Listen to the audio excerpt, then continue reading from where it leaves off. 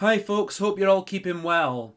I never wanted to get political on this channel, but it's reached a point where I feel like with all the chaos going on in the world right now that I need to speak up and stand up for what I think is right. The most immovable right in any society in my view is freedom of speech. And in current times I see it more and more under threat. In such situations we all have a choice of either lying down and conforming to those who try and control it and get on with a quiet life, or we can stand up to what we believe is right and make our voices heard. For my own end, I'm too opinionated with too big a mouth to simply stay quiet on this. Of course, I don't think it's right to go out your way to pointlessly upset people, but I see more and more these days hurt feelings and certain words which were once used to describe people with genuinely disgusting views are now at a point where they're being weaponized and used against people to try and shame and silence them. And with authorities in large parts of the media bowing down to the people who scream offence and victimhood and look to cherry pick and manipulate what people say with context and intent not deemed relevant by comparison. This is of course part of the Puritan, politically correct language policing movement, or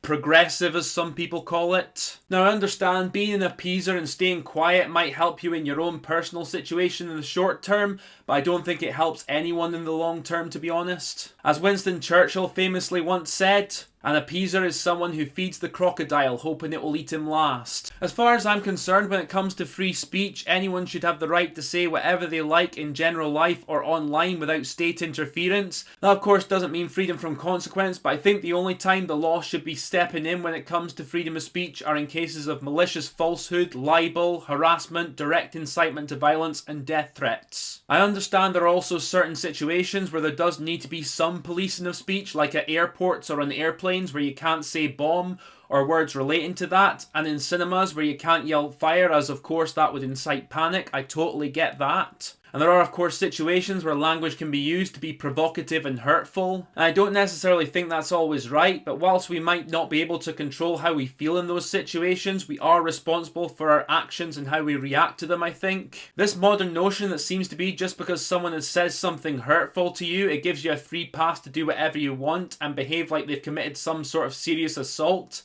I think that's absolute bogus. I don't like the entitlement that comes with that, like your own subjective offence means you have the right to shut anyone down and stop everyone else listening to them. Even if the person that you're trying to get shut down says something really nasty, what gives you or anyone the right to think that person needs to be silenced completely and should never be listened to or allowed to speak again? Of course, if you don't like listening to anyone or reading what anyone says on social media, you can always switch off and block them. That's absolutely fine.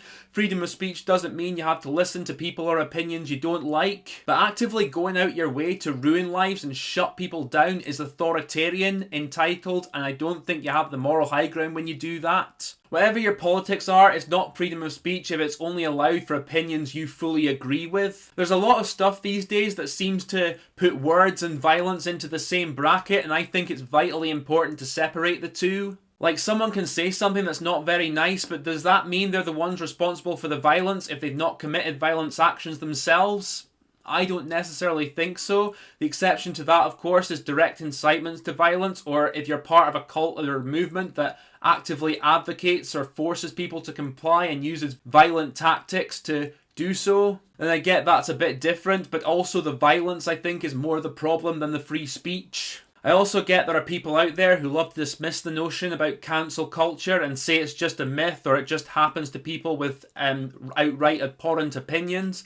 I think people who say that are living in their own bubbles and being rather ignorant. That, or they really believe there's that much hate around in the world, or they believe that The Guardian is gospel. Yeah, I find it funny that those folk are usually the same people who call on everyone who disagrees with them ill-informed, ignorant and hateful. They usually just look to point to celebrities like J.K. Rowling, who are too big to be cancelled completely, of course, when they're on the receiving end of a backlash. But they don't like cases where it happens to people who aren't as famous, people who've had their social media accounts shut down, people who've lost their jobs, their businesses, had their livelihoods damaged, and in some cases as far as investigated by the police because they said or posted something online that upset someone or were deemed to be offensive to the general community, or needed to check their thinking, or saying that people can't change their biological sex. I could go on, but those are a few examples to make my point. And the same people who are advocating for this kind of censorship never seem to think for a moment that the same thing could happen to them one day should they say something that steps outside the prescribed narrative. There are of course plenty of free speech advocates online who are labelled as far-right bigots. Now I'm not particularly right-wing, I don't agree with everything that people on the right of the political spectrum say or think, and I know there's plenty of conspiracy rubbish and agendas out there, same as in the mainstream media of course. But when it comes to actually far-right, people throw the term around so flippantly. I've always seen far-right as an ideology for people who are anti-free speech, who support radical crony capitalism, and who believe in an ethno-state. If you support freedom of speech, that does not make you an extremist, nor does it mean you're condoning bigotry. In fact, the opposite, I'd say. Honestly, people who are genuinely bigoted usually collapse under the weight of their own stupidity anyway. Just dismissing everyone you don't agree with as far-right fascists, Nazi throwbacks, racist, the lot, devalues what those terms actually mean and how serious they actually are. And it's really not a way to win people over other than through fear, and you're not really constructing a proper argument when you're just throwing those terms around with no substance to back them up. Freedom of speech is a big reason why a lot of the minority rights movement have gotten to where they are now, at least in the Western world. Now of course I fully understand things are still not perfect in relation to that, but considering where we were with a lot of these rights movements even like 10 years ago, and just look at all the progress that's been made in the Western world in the last 30 years or so. If it weren't for free speech, the likes of Martin Luther King wouldn't have been able to stand up and make that famous speech about wanting his 4 children to be judged by the content of their character over the colour of their skin. Or indeed homosexuality being legalised when it was in the West. And now it's at the point where same-sex marriage has been passed by law. Would we have got to that point if we didn't have freedom of speech? I think you just have to look at the places in the world where homosexuality is still outlawed to find your answer there.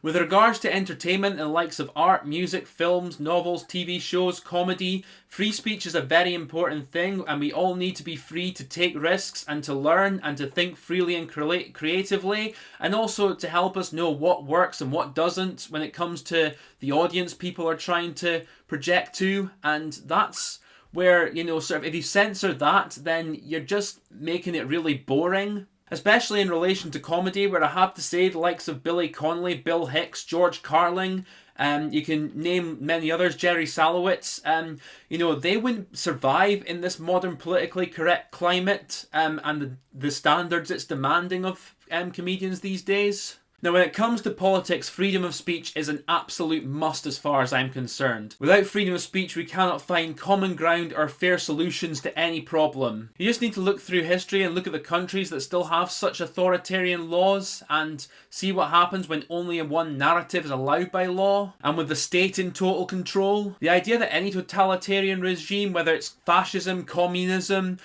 whatever, the idea it's going to fix any of the world problems and any of the injustices that are still in the world is absolutely insane. They've never worked and they never will, because they always put regimes and ideologies at the forefront and put truth later on, or indeed not at all if it doesn't fit the ideology. Any ideology that proposes absolutist-like solutions to anything should be viewed with skepticism as far as I'm concerned. The capitalist systems we've mostly lived in the Western world since the Second World War have a lot of flaws, absolutely, but on the whole, capitalist countries have always thrived and prospered over ones who've succumbed to authoritarian state rule, and politicians across the globe have proved they cannot be trusted with their ability to exercise huge amounts of power over the people they're supposed to be representing. In my view, the people need to be the ones who hold their politicians they elect to account, and the politicians we elect, I believe, should be accountable to represent the best interest of those who elect them, much more so than themselves or any corporate stooges or any higher authority that the electorate have absolutely no say over. Freedom of speech is absolutely needed to seek the truth, and I know the truth can often lead to very uncomfortable places,